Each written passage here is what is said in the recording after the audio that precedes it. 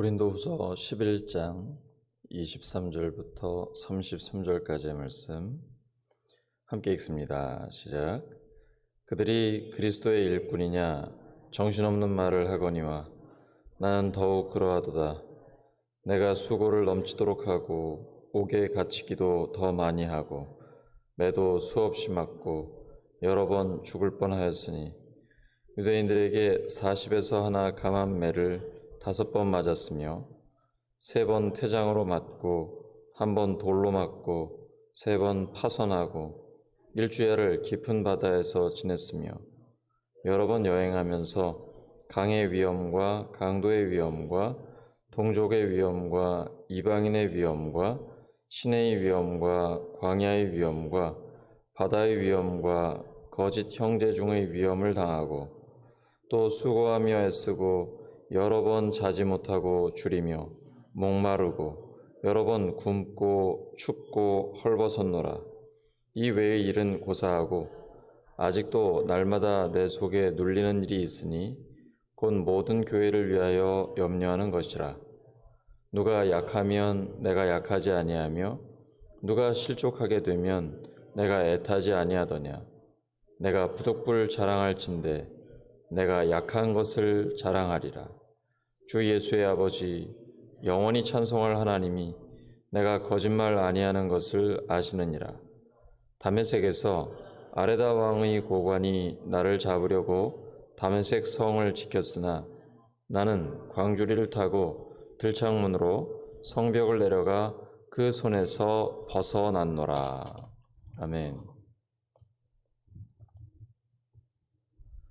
어떤 그리스도인을 볼 때 그 사람이 하나님이 쓰시는 종인지 아닌지 어떻게 알 수 있을까요? 여러분은 어떻게 분별을 하십니까? 영적인 체험이 있거나 능력이 나오는 것으로는 부족합니다. 사실 신비한 체험이나 초자연적인 능력은 다른 종교를 믿는 사람들에게서도 볼 수 있습니다. 여러분도 알고 계시죠? 사이비 종교에도 예언이 있고 방언이 있습니다. 별 희한한 그런 현상도 나타나기도 합니다. 잠정적으로 병이 치료되기도 하고요. 그렇다면 진정한 하나님의 종은 어떻게 알 수 있을까요? 그것은 고난을 통해서 알 수 있습니다. 진정한 주님의 일꾼에게는 주님을 위한 고난이 있습니다. 사도 바울은 자신이 받은 고난을 열거하고 있습니다.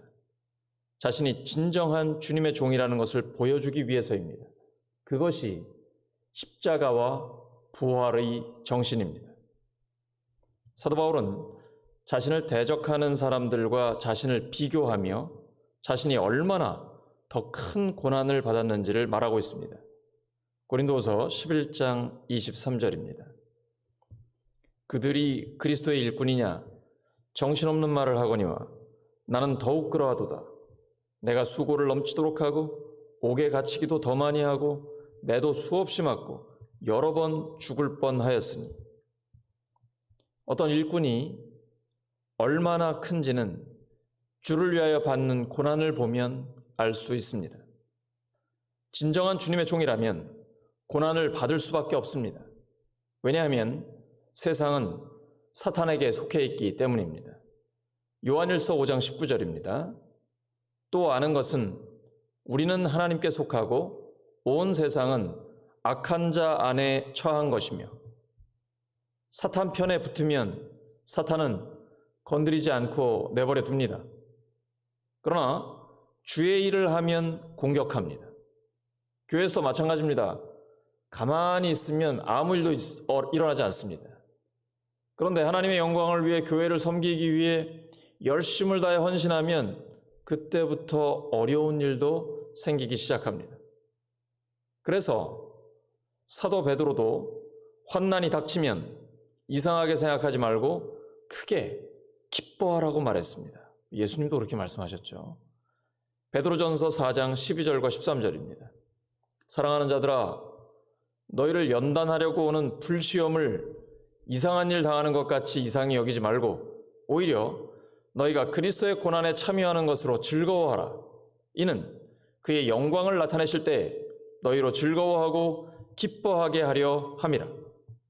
우리는 십자가 군병으로서 사탄의 적입니다. 그래서 우리는 주님 앞에서 큰 일꾼으로 인정받기 위해서 스스로 고난을 자초할 필요가 있습니다. 이왕 우리가 예수님 믿고 살아가는데, 그리고 이 땅에 살 날이 얼마나 남았겠습니까? 오늘 하나님이 우리를 부르실 수도 있는데요. 이왕 하나님께 쓰임받는 거, 큰 일꾼으로 쓰임받는 우리 모두가 되기를 바랍니다. 이왕 하나님께 쓰임받는 거, 크게 쓰임받기를 바랍니다. 그러려면 스스로 고난을 자초할 필요가 있습니다. 잠이 좀 부족하더라도 새벽 기도를 하고, 경제적으로 어려울 수 있지만 교회를 위해 헌금도 하고 또 전도하기 위해 돈도 쓰는 것입니다. 주님의 참된 종인지 아닌지는 얼마나 세상적인 복을 누리느냐가 아니라 얼마나 주님을 위해 고난을 받느냐가 결정합니다. 그렇기 때문에 스스로 주님을 위해 고난을 자초하는 것입니다. 우리는 하나님 앞에 얼마나 큰 일꾼인가요? 주님을 위해 받는 고난이 얼마나 큰가요? 교회와 가정과 일터에서 예수님 때문에 고난과 희생을 치르고 있으면 기뻐하시기 바랍니다. 하나님께 인정받는 그리스도인이라는 징표이기 때문입니다. 하지만 고난이 없다면 이제부터라도 고난과 희생이 있는 선택을 해서 실천하시기 바랍니다. 이것이 하나님이 인정하시는 그리스도인이 되는 길이며 능력이 나오는 길입니다. 그리고 하나님이 쓰시는 그리스도인이 되기 위해서는 오해의 여지를 없애야 합니다. 사도 바울과 고린도 교인들 사이에 갈등의 원인은 바울이 교회로부터 재정적인 지원을 받지 않은 것입니다. 고린도 교인들은 이것이 자신들의 사랑을 거부하는 것으로 생각했습니다. 왜 우리도 그렇잖아요. 사양하는 것도 한두 번이지 계속 사양하면 이 사람이 나를 싫어하나? 아니면 나와 관계 맺는 것을 거부하나? 이렇게 생각할 수 있지 않습니까? 또 하나는 바울이 사도의 자격이 없기 때문이라고 오해를 했습니다. 예수님의 직접 사도가 아니잖아요. 그리고 교회를 핍박하다가 부활하신 주님을 만나고, 그것도 개인적으로 만났으니까 그 사람들이 본 것도 아니고요. 그리고 나서 사도라고 불리는데 어떤 자격지심이 있는 것 아닌가? 이런 식으로 오해를 했던 것으로 보입니다. 그런데 사도 바울은 고린도 교회를 다시 방문할 계획을 말하면서도 역시 재정적인 보조를 받지 않을 것을 선언합니다. 왜냐하면 그들에게 폐를 끼치고 싶지 않았기 때문입니다. 고린도후서 12장 13절과 14절에 새 번역은 이렇게 번역하고 있습니다. 내가 여러분에게 피해를 끼치지 않았다는 것을 제외하고 여러분이 다른 교회들보다 못난 점이 무엇입니까? 이렇게 한 것이 불공평한 처사라고 하면 용서하여 주시기 바랍니다. 지금 나는 이렇게 세 번째로 여러분에게로 갈 준비가 되어 있습니다. 그러나 여러분에게 피해를 끼치는 일은 하지 않겠습니다. 내가 구하는 것은 여러분의 재물이 아니라 바로 여러분입니다. 자식이 부모를 위하여 재산을 모아두는 것이 아니라 부모가 자식을 위하여 재산을 모아두는 것이 마땅한 것입니다. 사도 바울은 지금 생활 보조를 받으면 문제가 사라질 듯 싶지만 나중에 더 큰 문제가 생길 것이라고 생각한 것으로 보입니다. 또 예루살렘에 헌금을 한다면서 그 돈을 자신의 사역을 위해서 사용하려고 하지 않느냐는 의심이 있었던 것 같습니다. 사도 바울은 이처럼 많은 오해와 신랄한 공격을 받으면서도 꿈쩍도 하지 않았습니다. 왜냐하면 그가 평소에 깔끔한 삶을 살아서 오해의 여지를 없앴기 때문입니다. 하나님이 쓰시는 그리스도인이 되기 위해서는 오해의 소지를 없애야 합니다. 제 이야기 간단하게 말씀드리겠습니다. 저는 개인적으로 제 아내가 아닌 여성과 단둘이 같은 차를 타거나 차를 마시거나 식사를 하지 않습니다.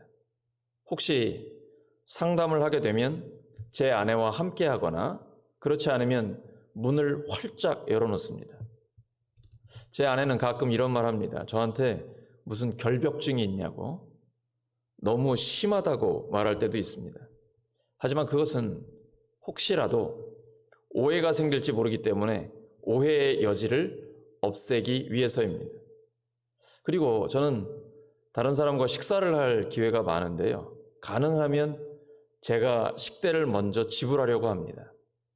왜냐하면 목사는 얻어먹기 좋아하는 사람이라는 오해를 받기 싫어서 그렇습니다. 영혼 구원과 제자 양육에 지장을 주지 않도록 노력하고 오해의 소지를 주지 않으려고 노력하면 하나님께서 사역에 열매를 주십니다. 교회는 매우 정직한 겁니다. 신앙생활은 정말 정직합니다. 무엇이든지 심은 대로 거둡니다. 말씀 정리합니다. 진정한 주님의 일꾼에게는 주를 위한 고난이 있습니다. 그것이 십자가와 부활의 정신입니다. 그리고 하나님이 쓰시는 그리스도인이 되기 위해서는 오해의 소지를 없애야 합니다. 우리가 그러한 삶을 실천하여 우리 모두 하나님이 인정하시는 그리스도인이 되기를 예수 그리스도의 이름으로 축원합니다. 함께 기도합니다. 하나님 아버지, 저희들이 하나님께서 인정하시고 잘했다고 칭찬하시는 그리스도인으로 살기를 원합니다. 끝까지 그렇게 쓰임받기를 원합니다. 예수님의 제자들, 믿음의 선배들이 그랬던 것처럼 저희들도 주님을 위한 고난이 있기를 원합니다. 그래서 그것을 그 고난과 섬김과 희생을 스스로 선택하고 실천하는 그런 그리스도인 되기를 원합니다. 하나님, 저희들을 사용하여 주시옵소서. 그리고 하나님 앞에 크게 깨끗하게 쓰임받기를 원합니다. 오해의 소지를 사전에 없애는 지혜를 저희들에게 주시옵소서. 하나님, 내일 주일입니다. 오늘 저희들이 주일 예배를 준비하며 기도합니다. 준비할 때 이미 성령님께서 능력으로 역사하여 주시옵소서. 그리고 내일 예배를 통해 오직 하나님께서만 영광을 받아주시고 저희들은 예배 가운데 임재하시고 말씀하시고 치유하시며 위로하시고 새로운 소망으로 충만케 하시는 그 하나님을 경험하는 시간 되게 하여 주시옵소서. 이 시간 우리가 기도할 때 하나님 응답하신다는 확신 가지고 주여 한번 부르고 담대하게 나아갑니다. 주여.